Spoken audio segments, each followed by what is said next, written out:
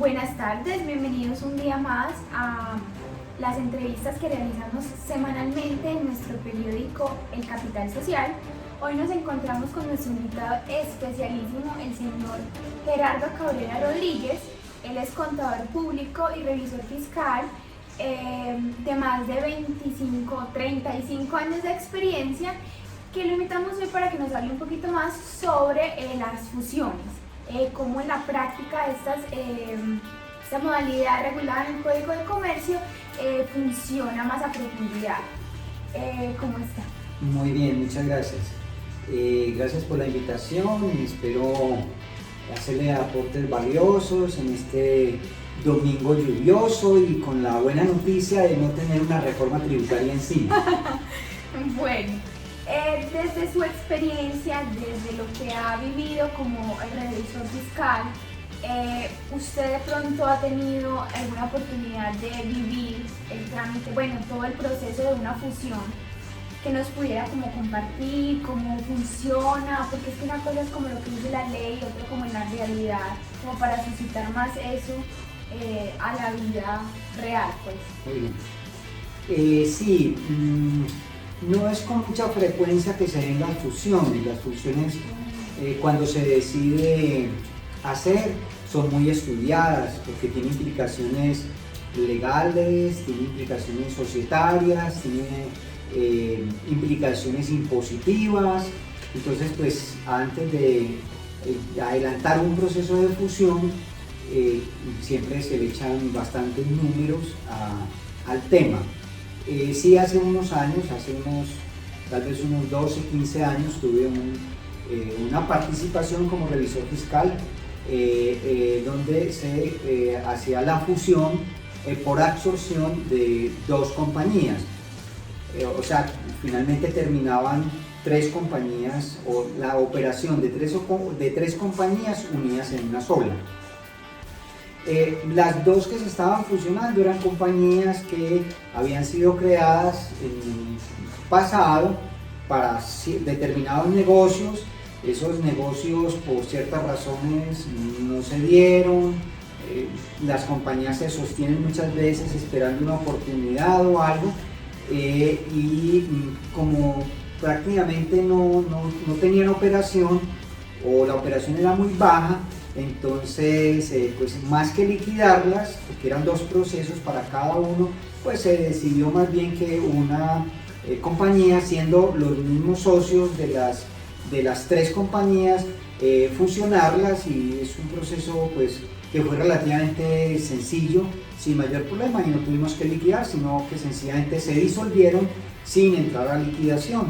Entonces las dos compañías jurídicamente absorbidas dejan de existir, y todos los negocios que tenían, sus responsabilidades y derechos que tenían las dos compañías que se fusionaron, pues la tercera compañía que nace de esa fusión es la que entra a atender tanto derechos como obligaciones de esas dos, si es que llega a ocurrir alguna reclamación posterior a la fusión. Recordando que las fusiones normalmente pues tienen un trámite legal ante la superintendencia, hay publicaciones en periódicos, anuncios, notificaciones a la DIAN, cosas por el estilo. Entonces pues de alguna forma todos están avisados. Normalmente los estatutos y las normas legales establecidas en el Código de Comercio pues exigen unos requisitos mínimos, incluso de votaciones para efectos de las fusiones, tanto de la absorbida como la absorbente, y entonces pues hecho todo ese proceso legal, pues se puede llegar a terminar un proceso sin mayor problema. ¿Y hoy en día sigue pues esa compañía que es? Sí, la compañía existe todavía, pero después de que esa compañía se fusionó a las otras dos, operó durante una buena cantidad de tiempo.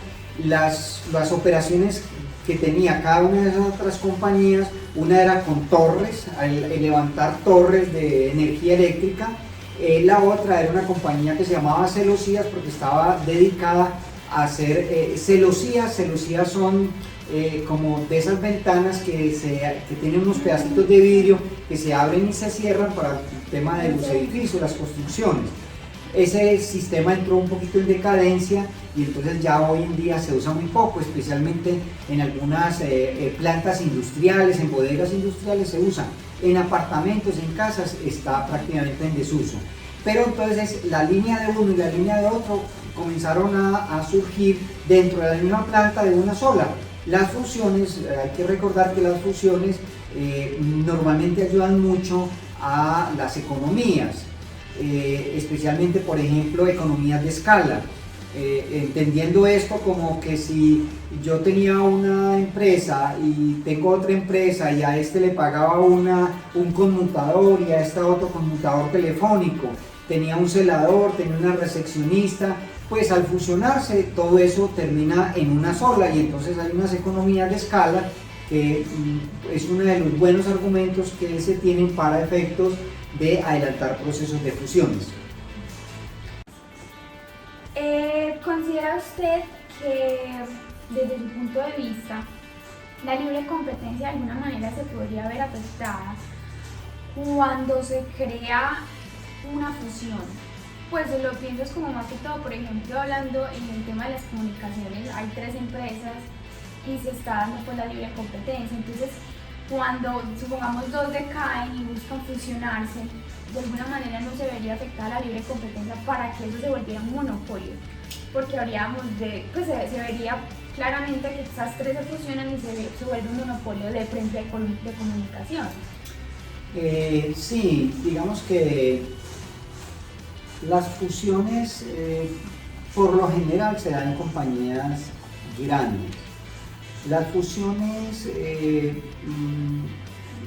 recientes y grandes normalmente se dan en este escenario, en que una multinacional que quiere entrar al país o quiere ampliar su línea de negocios en otra línea que no, entonces buscan una sociedad que ya esté en operación colombiana, la negocian con unos dueños y luego cogen y digamos la fusionan a otra sucursal que tenga de otra línea distinta. Hay muchos ejemplos sobre eso. Entonces, pero normalmente las compañías, las multinacionales, cuando van a adquirir a otra para luego fusionarla en una que ya esté de ellos mismos localizada en el país, le hacen unos estudios jurídicos bastante serios para no ir a tener un problema, especialmente con la Superintendencia de Industria y Comercio, que es la que regula el tema. Entonces, lo estudian muy bien y lo estudian básicamente desde el punto de vista de la competencia, es decir, que esa fusión que se pueda llegar a dar al juntarse esas dos, no vaya a crear un tamaño de compañía que termina siendo dominante en el mercado. Entonces viene la regulación y le dicen no se puede dar. Por ejemplo, es conocido el tema cuando el Éxito compró Carulla. Carulla era una empresa bogotana de una familia de apellido Carulla y el Éxito cuando lo compró ya había pasado de manos colombianas, en el caso del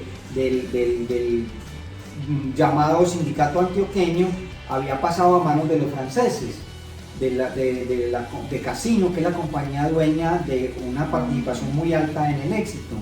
Entonces la superintendencia le dijo, hombre, yo sí lo dejo funcionar, pero le puso unos requisitos y le dijo, mire, en ciertas ciudades usted no puede comprarse todos los puntos de venta que tenga Carulla.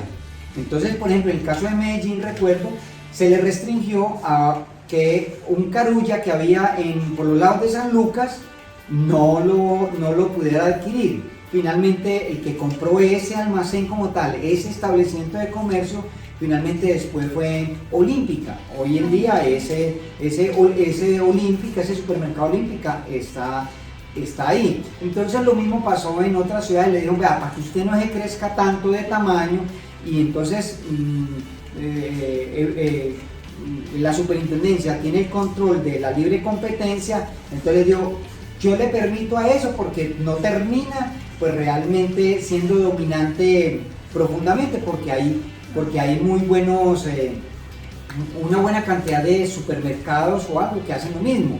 Y el principal supermercado es la suma de tiendas, y contra eso es muy difícil pues ese tema.